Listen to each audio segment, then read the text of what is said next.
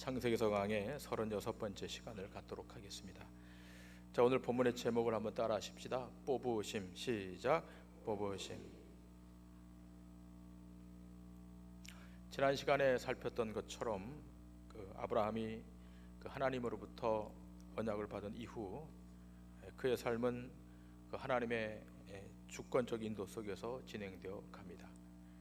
우리가 자주 오해하는 것은 아브라함이라고 할 때 우리는 아브라함이 믿음의 조상의 반열에 오르고 또 그가 인생의 여정 가운데 수많은 일들을 이루어내는 것을 보면서 아브라함은 뭔가 대단한 능력과 실력이 있어서 저렇게 되는가 보다 라고 생각합니다.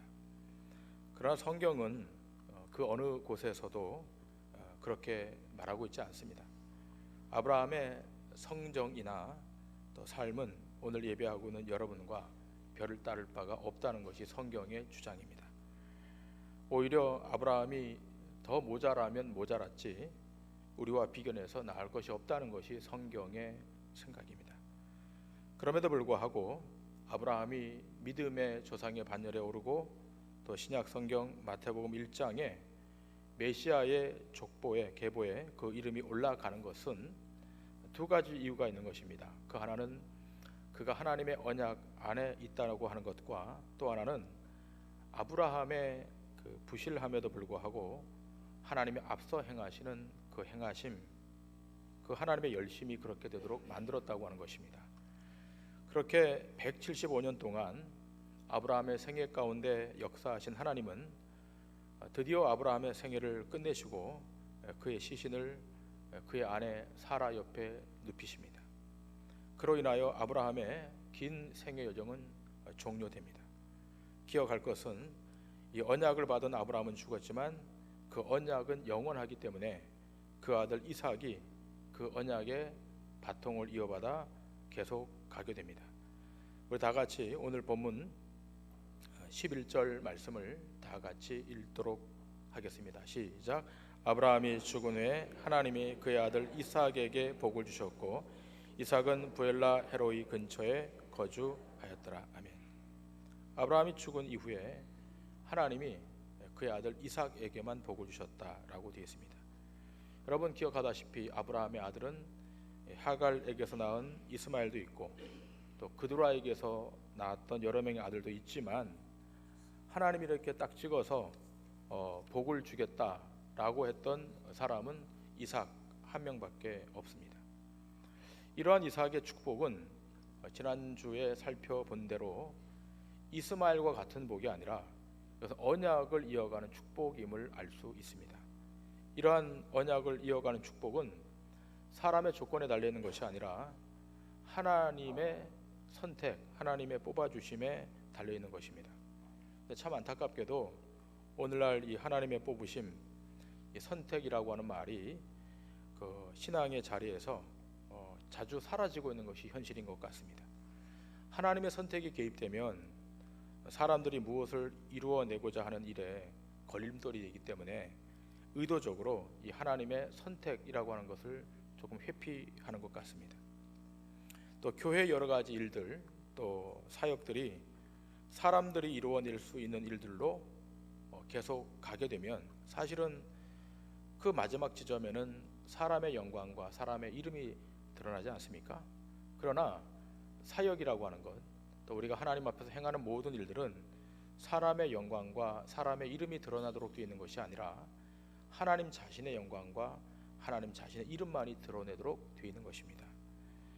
하나님이 하셨다, 하나님이 뽑으셨다, 이것을 수용하면 참 좋겠는데 그렇게 말하면 사람들의 일이 무용지물이 되기 때문에 이것을 잘 말하려고 하지 않는 것으로 보입니다. 그러나 기억할 것은 하나님은 자기의 주권적 선택으로 그 일을 행하여 가신다는 것입니다. 그러한 선택을 받은 자가 아브라함이고 이삭이고 야곱인 것입니다. 그렇다면 여러분, 이런 하나님의 뽑으심과 선별하심으로 하나님의 언약을 이어가시는데 그러면 그 언약의 내용이 무엇인가라고 하는 거죠. 우리가 창세기 22장을 볼 때 다 확인했습니다만 창세기서 22장 17절과 18절에 그 그 언약의 내용을 다 같이 읽도록 하겠습니다. 시작. 내가 내게 큰 복을 주고 내 씨가 크게 번성하여 하늘의 별과 같고 바닷가의 모래와 같게 하리니 내 씨가 그 대적의 성문을 차지하리라. 또 내 씨로 말미암아 천하 만민이 복을 받으리니 이는 네가 나의 말을 준행하였음이니라 하셨다 하니라. 아멘. 이 짧은 두 구절 안에 언약의 축복의 내용이 담겨져 있습니다. 이 내용은 세 가지로 함축되어 있지 않습니까? 그 하나는 내 씨로 크게 번성하여 하늘의 별과 같고 땅의 모래와 같게 하겠다. 두 번째는 내 씨로 대적의 문을 얻게 하겠다. 세 번째는 내 씨로 천하 만민이 복을 받도록 하겠다. 이 세 가지 약속이 이 안에 함축되어 있습니다. 근데 중요한 것은 뭡니까? 이러한 약속을 받았지만 그럼 문제는 이 약속이 이어지려면 그 다음에 약속의 자녀가 출산해야 되는데 오늘 이 결혼한 이삭에게 자녀가 없다는 거예요. 언약이 이루어지려면 결국 자녀가 있어야 되는데 자녀가 없다면 어떻게 그 언약이 이루어지겠습니까? 여러분, 하나님이 왜 이런 방식으로 자기의 언약을 이루어 가시는가를 그 전 사라와 연결해서 생각을 해 보실 수 있어야 됩니다. 지금 이 이삭의 아내 리브가는 그의 시어머니 사라의 장막 안에 들어와 있습니다. 그러니까 사라의 모습처럼 하나님이 그 언약을 실행해 가는 거죠. 그러니까 하나님의 언약은 사람의 실력으로 아이를 낳는 것이 아님을 다시 보여주고자 하는 겁니다. 그래서 우리가 창세기서를 보시면 결혼하여 20년간 이삭과 리브가 사이에 자녀가 없다는 사실을 오늘 성경은 증언합니다. 자, 오늘 20절과 21절의 말씀 다 같이 읽겠습니다. 시작. 이삭은 40세에 리브가를 맞이하여 아내를 낳았으니 리브가는 밧단 아람의 아람 족속 중 부두엘의 딸이요 아람 족속 중 라반의 누이였더라. 이삭이 그의 아내가 임신하지 못하므로 그를 위하여 여호와께 간구하매 여호와께서 그의 간구를 들으셨으므로 그의 아내 리브가가 임신하였더니. 아멘. 40세에 리브가를 맞아서 아내를 삼았는데 아이가 생산되지 않는 겁니다. 임신하지 못하는 거죠. 그래서 이삭이 하나님 앞에 엎드려 간구하게 됩니다. 근데 아브라함의 경우와 똑같지 않습니까? 아브라함의 경우도 이 사라에게 아이를 주지 않아서 긴 시간 동안 그것이 진행되지 않습니까? 결국 그 아들 이삭에게도 동일한 경우가 발생하는 겁니다. 20년 동안 자녀를 낳지 못하다가 결국 20년 만에 자녀를 받게 됩니다. 혹시 우리 가운데 그런 분이 있다면 낙심하지 마시길 바랍니다. 여러분, 하나님이 언약을 하셨다면 기도 안 해도 자녀를 주시면 될 텐데 왜 기도를 하게 하시고 자녀를 주시는가라고 하는 거죠. 그런데 중요한 이유가 있습니다. 그것은 하나님의 언약의 자녀는 너희의 실력으로 낳는 것이 아님을 보여주시고자 하시는 것입니다. 그런데 우리는 이러한 말씀을 보면 당장에 기도하면 된다 이런 식으로 보지 않습니까? 여러분, 기도가 뭡니까? 기도란 나는 할 수 없음을 고백하는 것인데 오히려 이 기도가 어떤 방식처럼 방법론처럼 되어가지고 봐라 기도하면 되잖아 이런 식으로 말하면 좀 어렵다는 겁니다. 기도 자체가 자기의 부족과 무능력을 고백하는 것인데 기도하니 자녀를 얻었다 이렇게 되면 기도한 그 자신의 실력이 나오는 겁니다. 그러므로 제대로 하는 기도란 언제나 자기 부인의 결과로 먼저 나타나야 되는 거예요. 나는 아닙니다. 못합니다. 하나님만 하실 수 있습니다 라고 하는 겁니다. 여러분, 사도행전 3장을 읽어보시면 거기에 베드로와 요한이 기도하러 성전에 올라가다가 성전 미문에 앉아 구걸하던 나면서부터 안진병이 된 사람을 만나지 않습니까? 그때 여러분, 그 나면서 안진병이 난 그 사람을 향해 베드로가 하는 말이 뭡니까? 왜 우리 개인의 권능과 경건으로 이 사람을 걷게 한 것처럼 우리를 주목하느냐라고 말합니다. 이 두 사람은 늘 기도했던 사람들입니다. 그런데도 자기의 기도나 경건의 능력이 아니라 주 예수의 이름이 이 안전병기를 온전케 했다라고 말하는 겁니다. 이것이 제대로 기도하는 자의 모습입니다. 그러므로 이삭이 기도해서 자녀를 낳았다고 하는 것은 자신의 능력에 기반하는 것이 아니라 하나님의 일하심을 보여주는 사건이 기도라는 것입니다. 이렇게 기도하여 아이를 주시려면, 여러분 그렇지 않습니까? 이렇게 기도해서 아이가 태어났다면 한 명만 주시면 되는데 오늘 본문에 보니까 쌍둥이가 태어난 겁니다. 그러자 이 쌍둥이는 뱃속에서부터 싸우는 거죠. 그래서 리브가가 하나님께 따집니다. 하나님, 이게 어찌된 일입니까? 언약의 자녀를 주시면 한 명만 주면 좋겠는데 왜 쌍둥이를 주셔서 이 뱃속부터 싸우게 만드시는 겁니까? 이렇게 항변하죠. 여러분 23절의 말씀 다 같이 읽겠습니다. 23절, 오늘 본문 23절 시작. 여호와께서 그에게 이르시되 두 국민이 내 태중에 있구나. 두 민족이 내 복중에서부터 나누이리라. 이 족속이 저 족속보다 강하겠고 큰 자가 어린 자를 섬기리라 하셨더라. 아멘. 두 국민이 내 태중에 있다는 겁니다. 큰 자가 작은 자를 섬길 것이다.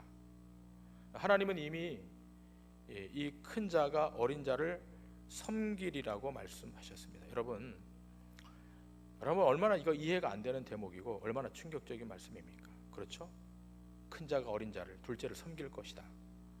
그런데 중요한 것은 하나님의 구속의 사역은 이 하나님의 주권적 선택, 이 뽑으심을 통해서 행하여 가신다고 하는 겁니다.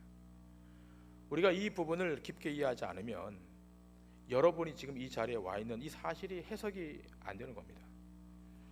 오늘 여러분이 이 자리에 와 있는 것은 여러분의 실력과 능력에 기인하는 것입니까? 아니면 하나님이 뽑아주심으로, 선택해 주심으로 여기에 와 있는 것입니까?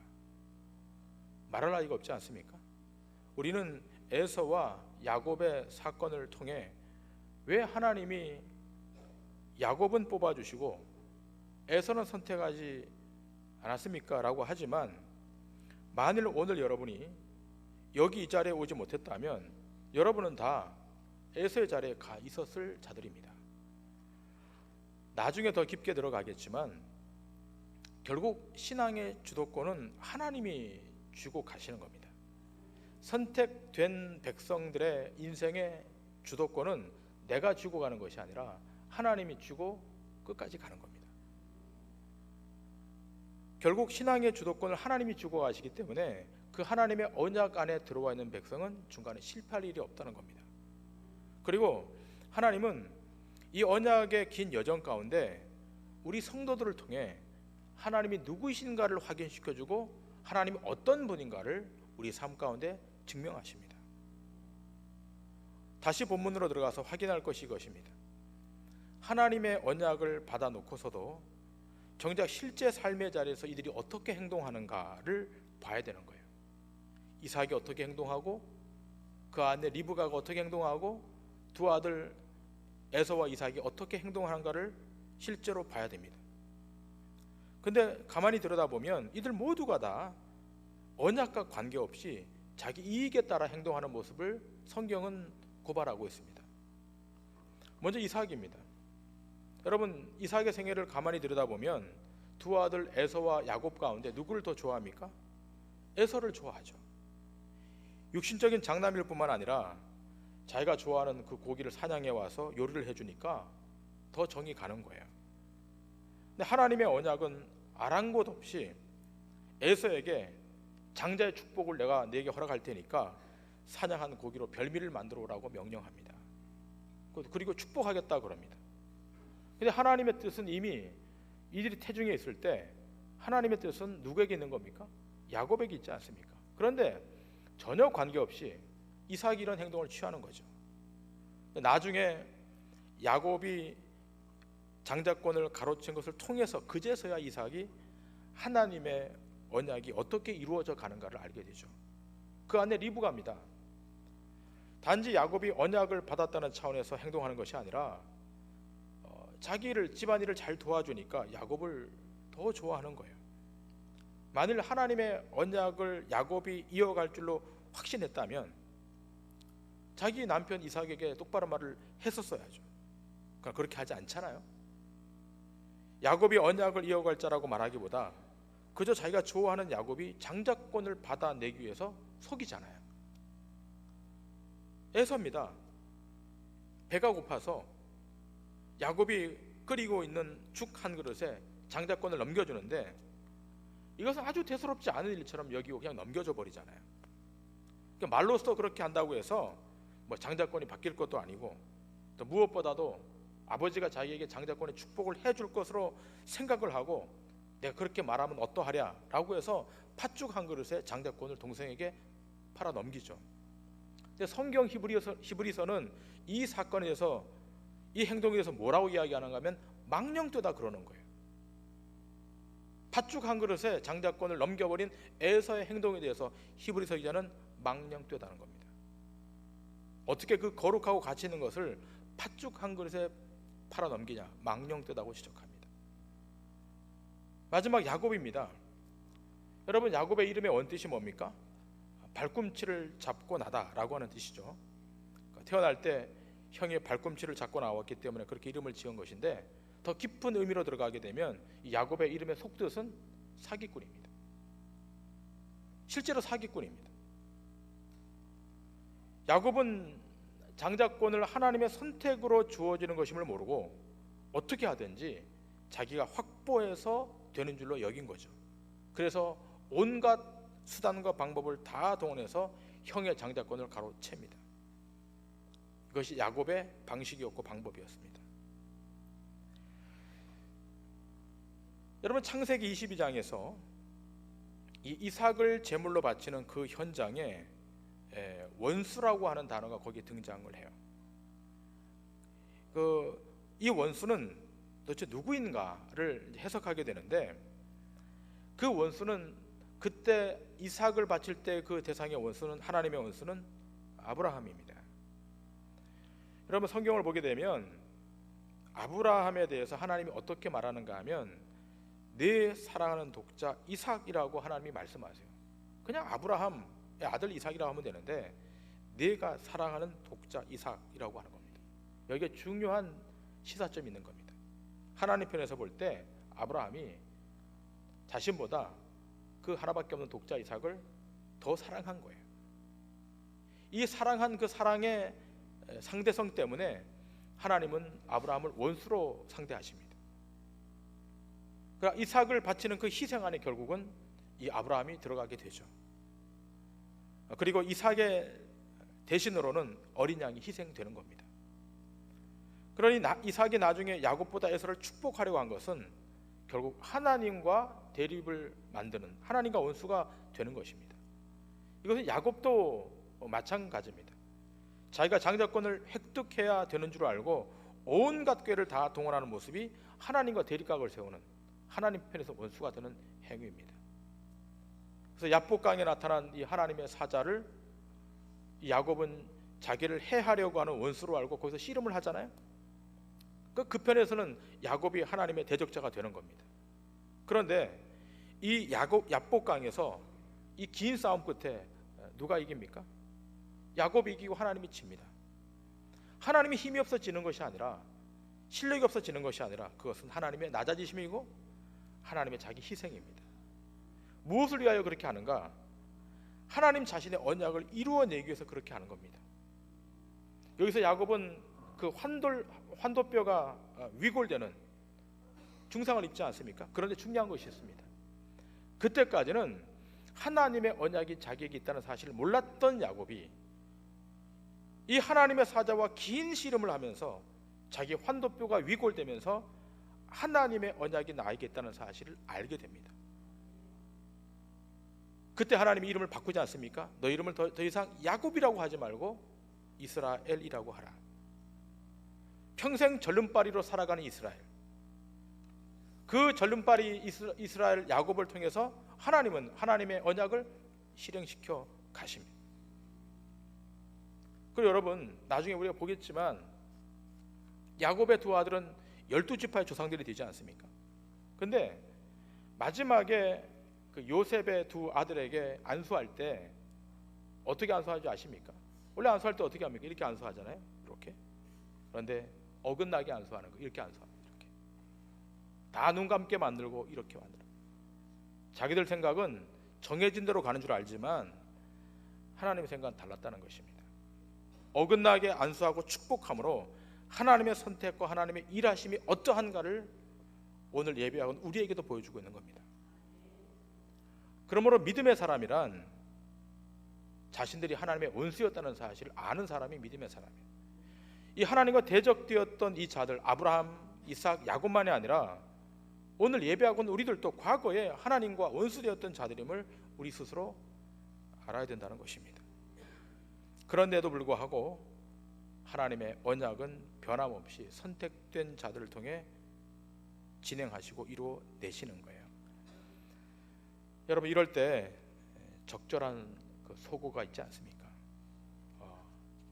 강아지는 짖어도, 개는 짖어도 경부선 열차는 달린다는 겁니다. 여러분, 내년 10월 달이 되면 KTX가 서울에서 강릉까지 오지 않겠습니까? 1시간 10분이면 온다 그래요.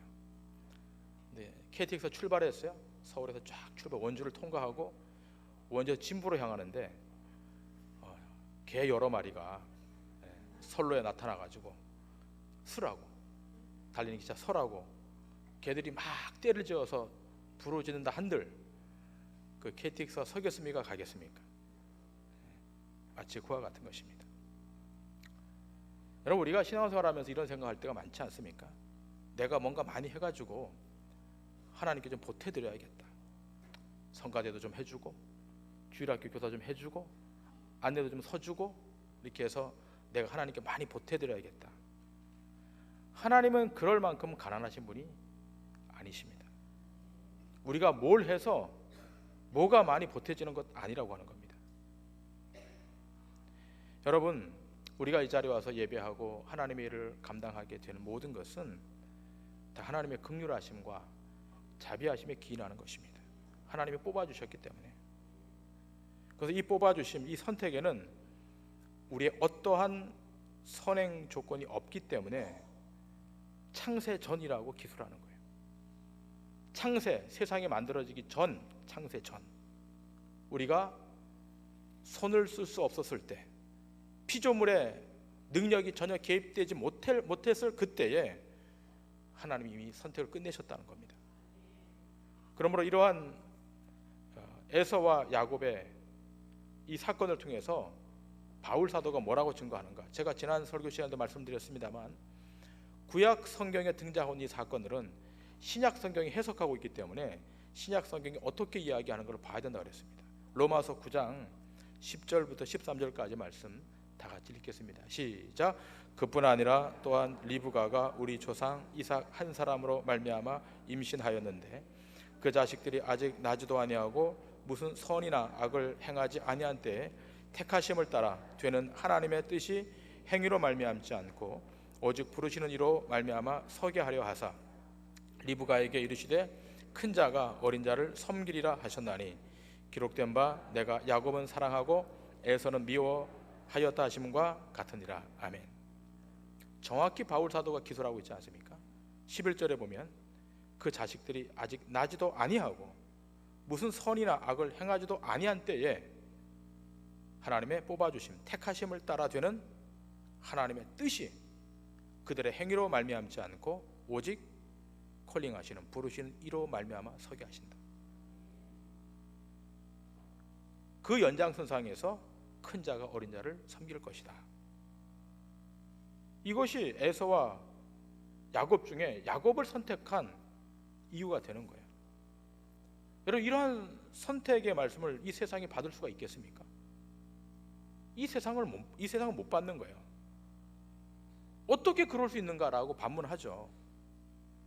자기의 행위의 결과로 복과 화가 주어져야 되지 이렇게 말도 안 되는 이야기가 어디 있는가? 이게 세상 사람들의 반문입니다. 그런데 세상 사람들이야 그렇다 손 치더라도 예수를 믿는다 하면서 성경을 하나님의 말씀이라고 믿는다고 하면서도 이러한 하나님의 주권적 뽑아주심을 가볍게 여기는 사례가 교회 안에 있다는 겁니다. 하나님의 택하심을 따라 되는 것임을 부정하고 이렇게 시비 거는 자들에 대해서 바울 사도는 그 다음에 또 이렇게 증거합니다.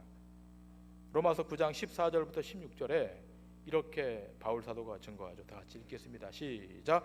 그런즉 우리가 무슨 말을 하려? 하나님께 불의가 있느냐? 그럴 수 없느니라.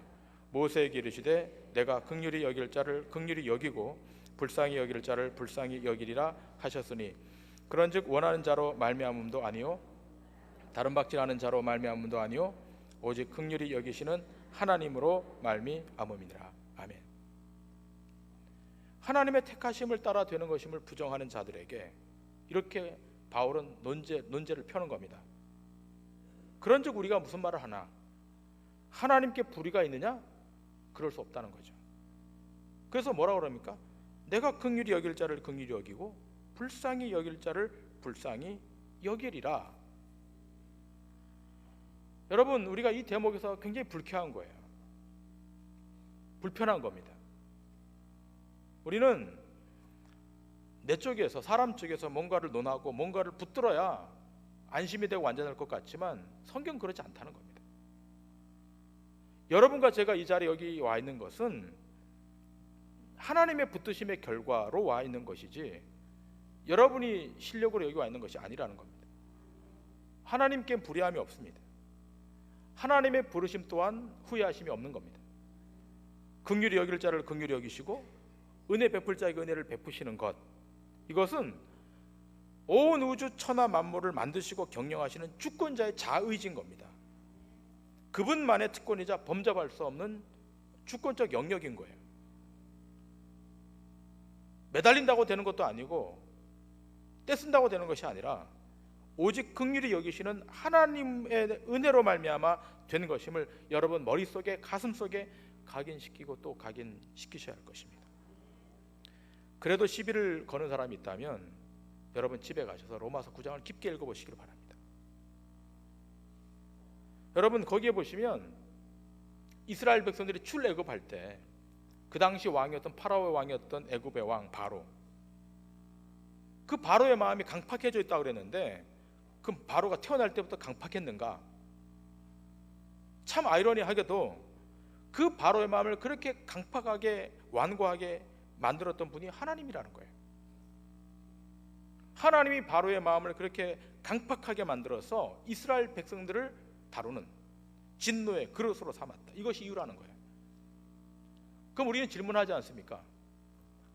아니 하나님이 왜 그렇게 하시냐고, 바로가 얼마나 억울하겠냐고. 그러나 성경의 답변은 이것입니다. 항의하지 말라는 거예요.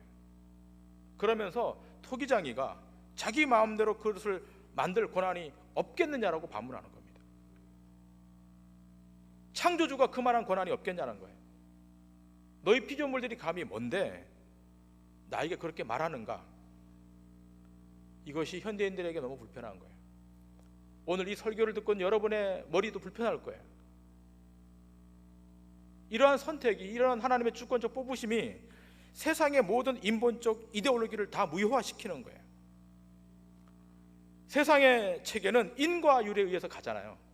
원인이 있어야 결과가 나오는 거잖아요. 모든 과학의 원리가 그런 거예요. 특별히 청년들, 대학생들은 이 원리에 충실해 있습니다. 내가 했으면 받아야 되는 거예요. 했는데 못 받으면 난리가 납니다. 그러나 하나님의 주권적 다스림에서 이것이 이해가 안 되는 거예요. 이 원리가 작동하지 않는다는 거예요. 예를 한번 들어볼까요? 현대그룹의 회장 승계가 어떻게 이루어졌는가? 뭐 아시는 분들 아시겠지만 장자가 되면 좋은데 다 제치고 오남이 되지 않습니까? 상식적으로 합리적으로 하면 장남이 되어야 되지만 뛰어넘어 버린 거예요. 세상 안에서 그런 일이 있다면 하나님 나라 안에서는 더더욱 그런 것입니다. 하나님 나라에 들어갈 자는 그 사람의 어떠한 자질과 능력에 의해서 결정되는 것이 아니라 오직 하나님의 긍휼과 자비하심, 불쌍히 여겨주심으로 뽑아지는 거예요. 그러므로 하나님의 선택을, 그 선택을 입은 자는 자기가 잘난 자가 아니라 불쌍히 여김받은 자임을 알고 주 앞에 나올 때마다 머리를 숙이고 무릎을 꿇고 주권자의 긍휼과 자비를 요청해야 되는 것입니다. 이것이 우리 가운데 진행되어야 되는 거예요. 오늘 이 부분에서 우리가 헷갈리는 거예요. 세상은 합리적이라야 돼요. 논리적이라야 돼요. 입력이 있었으면 아웃이 있어야 되는 거예요. 뭔가 산출이 돼야 되는 거예요. 그러나 하나님의 나라 영역 안에서는 그렇지 않은 거예요. 원인이 없는데 결과가 있는 거예요. 세상의 과학은 원인이 있고 결과가 있잖아요. 그러나 하나님의 영역 안에 하나님이 행하시는 그 행사하심 안에는 우리의 이 이성과 지성으로 확인할 수 없는데, 그 원인을 확인할 수 없는데 결과는 있는 거예요. 그래서 현대인들이 기독교를 힘들어하는 거예요. 내 머리로 이해가 안 되니까, 내 지성으로 논리적으로 규명이 안 되니까 그런 기독교 못 믿겠다는 거예요. 그러나 하나님의 영역 안에서는 다른 거예요. 하나님은 피조물의 한계에 갇혀 있지 않잖아요. 뛰어넘어서 역사하시잖아요. 창조주 주권적인 능력과 은혜를 가지고 하나님이 핸들링 하시는 거예요. 여러분 생각해 보세요.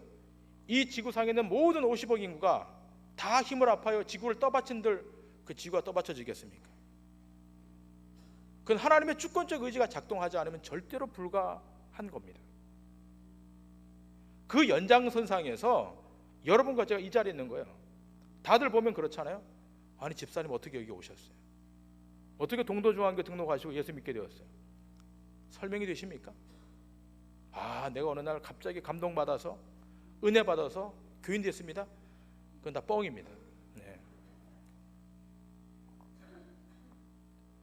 자, 이런 말씀해서 좀 미안한데, 창세 전에 예정하셨다가 때가 되어서 하나님의 주권적 의지로 긍휼과 자비를 부으셔서 뽑아주셔서 하나님의 자녀가 된 것이에요. 이걸 인식하지 못하면 신앙생활은 여전히 가변적인 거예요. 그래서 여러분을 부르신 그 부르심과 하나님의 택하심을 굳게 하셔야 됩니다. 이게 안 되면 매일같이 흔들리는 거예요. 베드로 사도는 그 당시 베드로 지체들에게 이렇게 말하지 않습니까? 베드로서 1장 10절과 11절에 이렇게 말합니다. 다 같이 읽겠습니다. 시작. 그러므로 형제들아 더욱 힘써 너희의 부르심과 택하심을 굳게 하라. 너희가 이것을 행한즉 언제든지 실족하지 아니하리라. 이같이 하면 우리 주 곧 구주 예수 그리스도의 영원한 나라에 들어감을 넉넉히 너희에게 주시리라. 아멘. 어떻게 하라고요? 너희 부르심과 택하심을 굳게 하라는 거예요. 하나님이 불러주셨고 하나님이 택하여 주시다는 사실만큼은 굳게 하라는 거예요. 오직 주의 긍휼과 자비하심으로 우리를 불러주셨고 그렇게 다루어 가시고 우리 세상 앞에 승리하게 하신다. 하나님은 여러분과 저를 조건 없이 뽑아주셨어요. 조건이 맞았기 때문에 뽑아준 것이 아니라 조건 없이 무조건적으로 뽑아주셨고 그 긍휼과 자비를 부어주셔서 부족하지만 연약하지만 우리를 하나님의 언약 안으로 집어넣어서 그 하나님의 언약을 이루시는 것입니다. 그런 까닭에 우리 입술 가운데 나타나야 될 것은 날마다의 감사하고 날마다 기쁨에 대한 고백일 것입니다. 이 한 주간도 하나님이 여러분과 저의 삶을 인도하시고 우리를 선택해 주셔서 승리하게 하실 것을 믿으시고 믿음으로 승리하는 복된 한 주 되시기를 주님 이름으로 간절히 축원합니다. 기도하시겠습니다.